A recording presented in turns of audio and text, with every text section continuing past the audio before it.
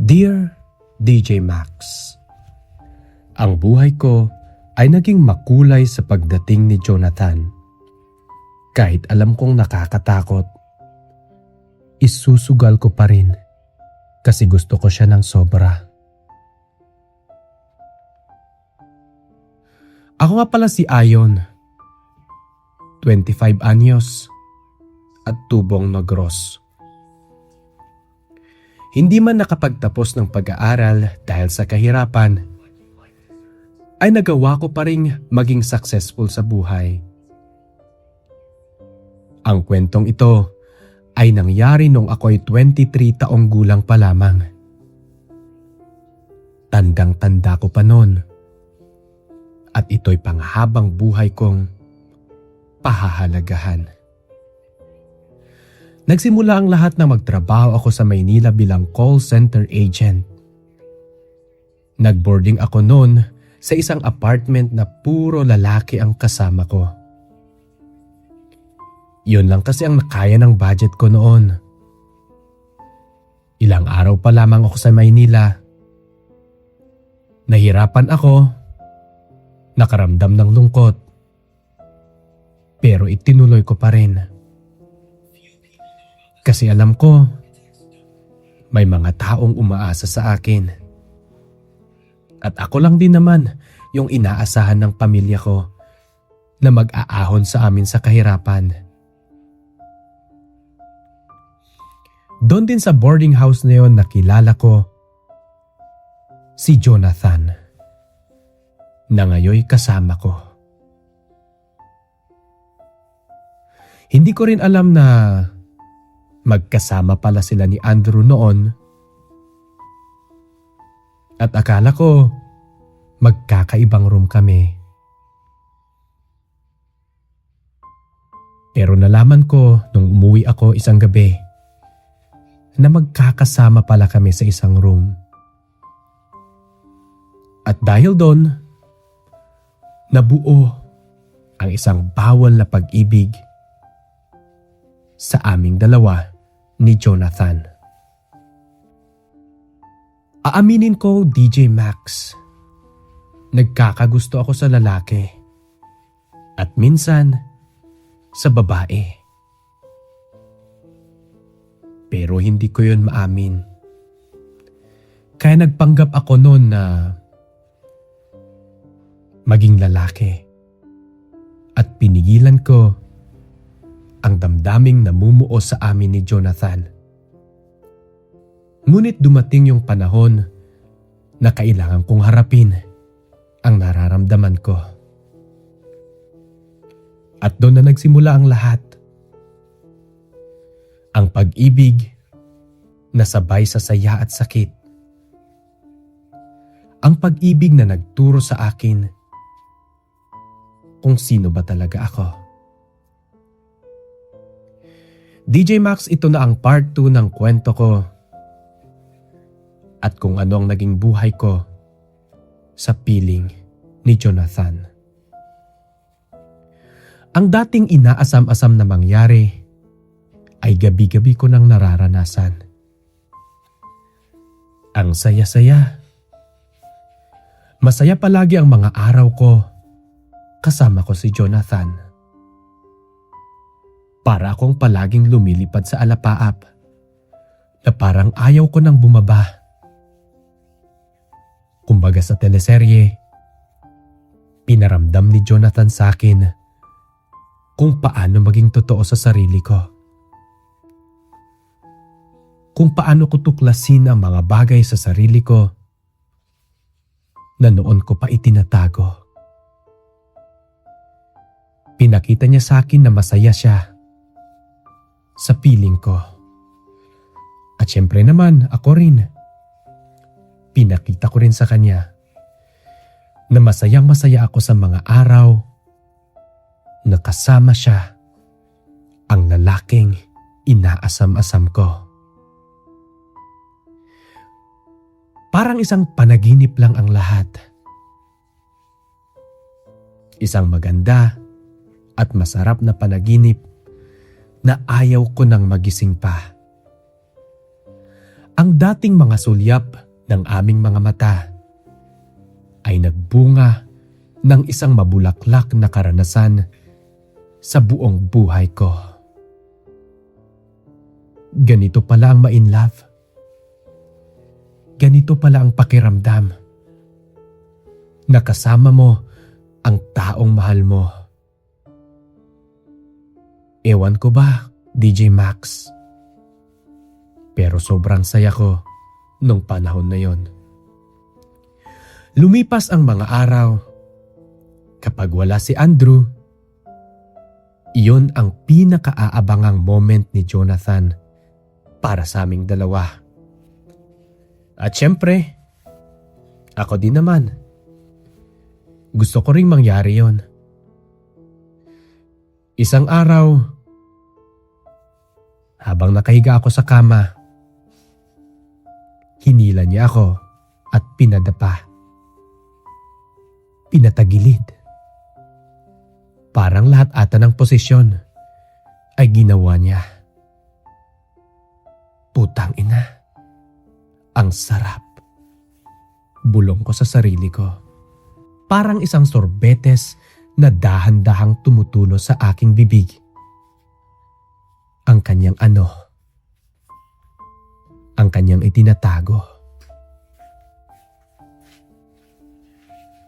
Ang kanyang alaga. Oo, aaminin ko, DJ Max. Nag-enjoy ako, nilaro, at kung ano-ano pang ginawa ko doon. May mga araw na gusto niya kahit tulog pa si Andrew. Siyempre, malapit lang naman kasi yung kama ni Andrew. Dahan-dahan siyang gumagapang o dahan-dahan siyang lumalapit sa akin. Basta wag daw akong mag-ingay. Minsan nagkukunwari pa kaming nanonood lang ng movie. Kaso bigla na lang akong makaramdam ng dahan-dahang pag-usog ng kanyang mga kamay sa likod ko. Bulong niya sa akin, "Ang init-init ng katawan mo. Ang sarap kasi ng nakatagong kuweba mo." Naramdaman kong may isang bagay na biglang lumaki sa aking likod na dati maliit lang. "Pagbibigyan mo ba ako?" Tanong niya sa akin. Ako naman na easygoing lang. Sinabihan ko siya ng, "Ikaw na bahala sa akin, Jonathan." Para akong mapaso sa init ng mga kaganapan. Sa kama, sa dingding, sa upuan, hanggang sa banyo. Lahat ng gusto niya ay kinakaya ko. Kaya niya ako kinikiss every time matapos kami. Sabay sabing, "Salamat sa kasiyahang hatid mo. Ang sarap ng mo." Para akong malunod sa tuwa at pinipigilan kong tumili sa kilig. Shit. Ibang level na ata to. Dumaan pa ang mga linggo at buwan. Ginagawa pa rin namin ang sa tingin namin nakapagpapaligaya sa amin. Pero sa hindi inaasahang pagkakataon, nahuli kami ni Andrew na ginagawa ang mga bagay na hindi dapat o hindi nararapat gawin ng mga magkakaibigang lalaki. Naalala ko pa noon, natulala si Andrew sa kanyang mga nasaksihan at sabay sabing, Pasensya na kayo. Parang kailangan ko nang maghanap ng bagong malilipatan." Hindi ko alam kung anong gagawin ko at anong sasabihin kong paliwanag kay Andrew para maintindihan niya ako o ang ginagawa namin. Pero bago pa man ang pangyayaring ito, May mga napansin na raw si Andrew sa amin ni Jonathan na hindi rin niya maiintindihan. Kasi ang pagkakakilala niya ay naging close lang talaga kami ni Jonathan. Sabi ko, Andrew, ganito kasi. Una ko palang nakita si Jonathan. Gusto ko na siya. Hindi ko man maamin. Kasi ako din ay nalilito sa aking sarili. Patawad. Patawarin mo ako kung pinaboy ko ang tahanang ito. Hindi ko alam kung anong iniisip ni Andrew. Basta bigla na lang siyang umalis. Sa mga oras na yon, dali-dali naman siyang sinundan ni Jonathan. Hindi ko lubos maisip kung ano ang nangyayari. Kung ano ang nararamdaman ko. At kung bakit ganun na lang ang reaksyon sa mukha ni Jonathan. Nakikita ko ang lungkot, takot, at pagkabahala sa kanya na hindi ko rin naiintindihan. Ako ba ay dapat mahiya? Malulungkot? O mapaproud dahil nasabi ko ang aking nararamdaman para kay Jonathan? Dahil sa wakas, nalaman na ni Andrew. O di kaya'y hindi na namin kailangang magtago pa sa kanya? Hindi maalis sa aking isipan ang kaba at takot kung ano ang mangyayari kay Jonathan at kay Andrew at sa aming tatlo. Nais ko man silang sundan, pero wala ako sa lugar para makialam sa pinag-uusapan nila. Pero dahil sa konsensya, dahan-dahan kong sinundan ang direksyon kung saan sila tumungo. Nahanap ko sila sa may rooftop ng boarding house.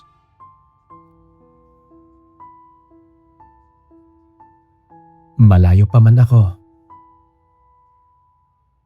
pero narinig ko ang isang iyak. Iyak na nanggagaling hindi kay Jonathan, galing kay Andrew. Ayaw kong makita nila ako. Nagtago na lang ako sa malayo. Unti-unti kong nauunawaan ang lahat. Yung tipong bigla na lang tumulo ang luha sa aking mga mata. At isang malaking tanong kung ano nga ba ang meron sa kanilang dalawa. Ang sakit-sakit, DJ Max. Parang dinurog ang puso ko sa mga oras na yon. Mga putang ina sila. Ako pala yung third wheel. Gusto pala ni Jonathan si Andrew. Yun pala ang matagal din nilang hindi maamin. Hindi ko alam kung anong nararamdaman ko sa mga oras na yon. Pero bigla na lang naglakad mag-isa ang mga paa ko pabalik sa aking kwarto. At doon na bumuhos ang lahat ng galit, iyak na aking mga nadarama. Gusto kong sumigaw. Gusto kong tumalon. Gusto kong magpakamatay na lang. Yung mga taong akala ko kasama ko.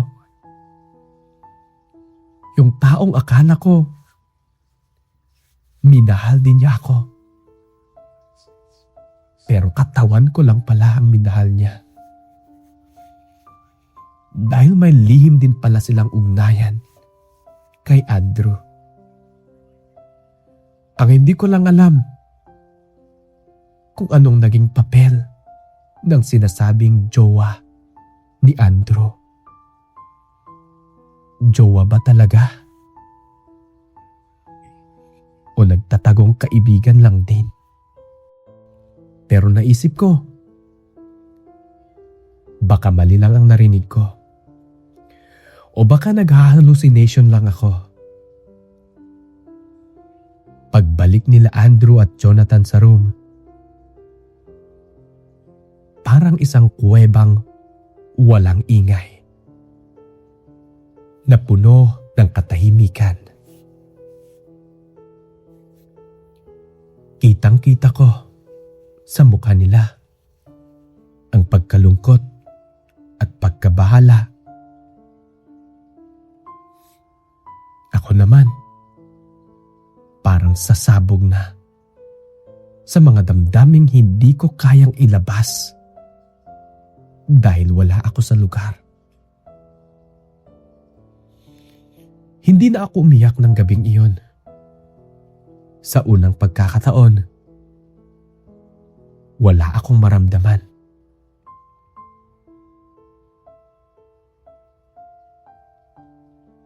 Para akong guwang na sisidlan.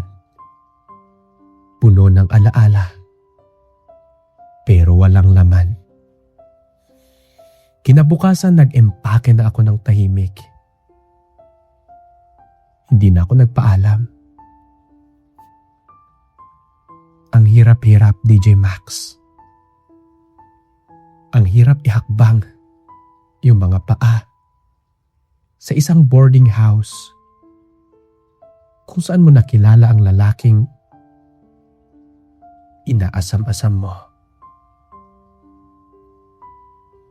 Habang paalis na ako,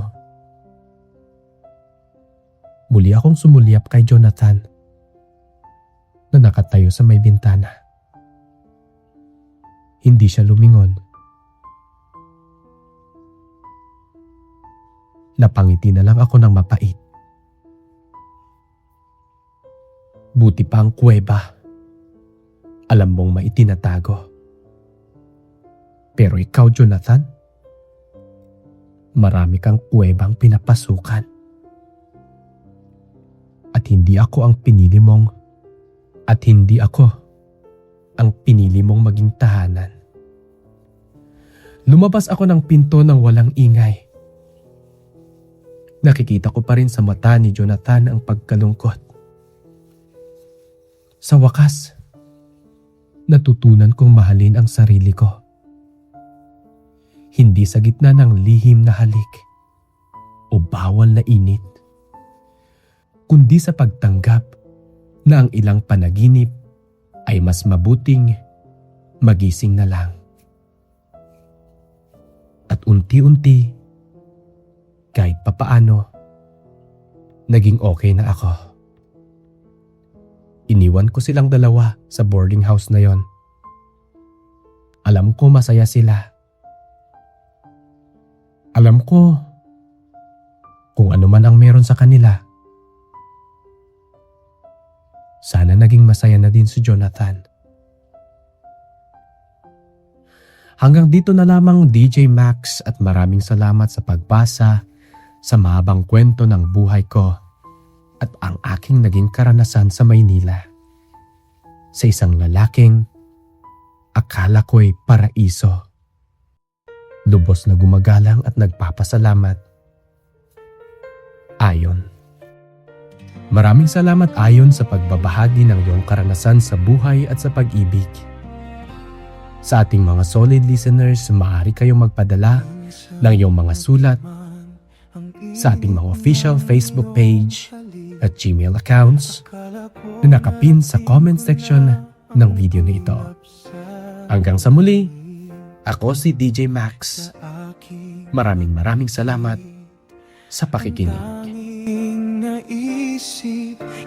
na sa hanggang wakas ang aking pag-ibig. Ngunit biglang nagbago ka, hindi na madama kapag kapiling na kita. Nalalamig ka na. Bakit ganyan ang iyong pag-ibig? Nang akala ko ay langit, nilaro-laro mo lamang ang pusong naidli. Sa yakap mo ay nagayuma, pag-iwas ay di ko na kaya. Hanggang ngayon hinahanap pa rin ang lason mong halik.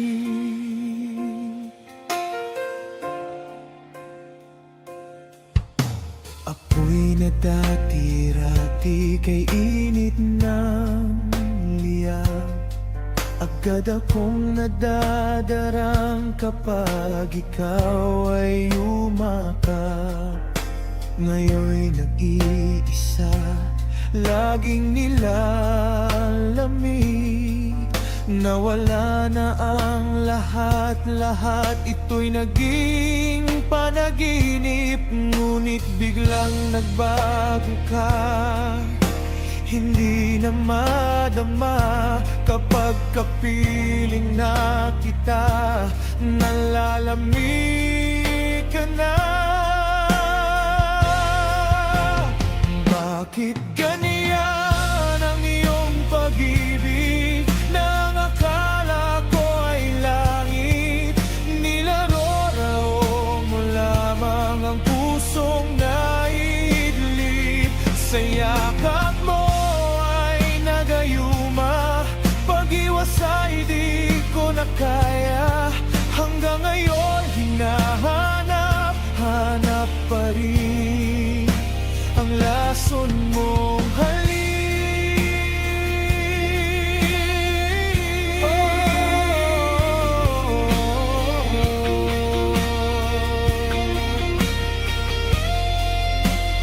Bakit ganyan ang iyong pag-ibig? Nang akala ko ay langit, nilaro-laro mo lamang ang pusong naiidlip. Sa yakap mo ay nagayuma, pag-iwas ay di ko na kaya. Hanggang ngayon hinahanap pa rin ang lason mong halik. Ang lason mong halik.